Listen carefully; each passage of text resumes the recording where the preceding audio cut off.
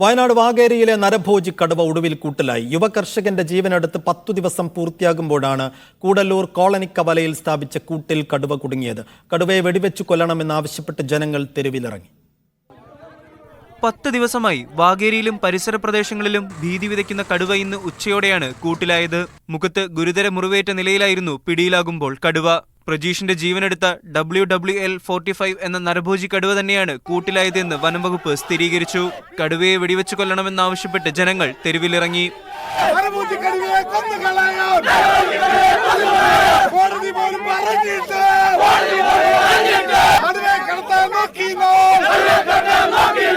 പത്ത് ദിവസം ഞങ്ങൾ ഇവിടെ കൊല്ലാതെ കൊണ്ടാൽ ഞങ്ങൾ എന്തായാലും സമ്മതിക്കാതെ.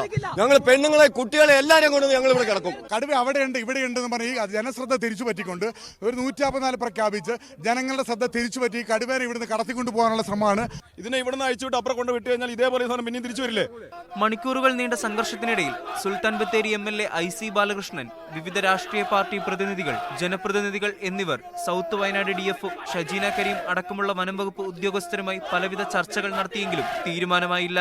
കടുവയെ കുപ്പാടിയിലെ വന്യമൃഗ പരിപാലന കേന്ദ്രത്തിലേക്ക് മാറ്റണമെന്ന നിലപാടിൽ വനംവകുപ്പും വെടിവെച്ചു കൊല്ലണമെന്ന നിലപാടിൽ ജനങ്ങളും ഉറച്ചു നിൽക്കുന്നതിനിടെ പ്രദേശത്തേക്ക് കൂടുതൽ പോലീസിനെ എത്തിക്കാൻ തീരുമാനമായിട്ടുണ്ട്.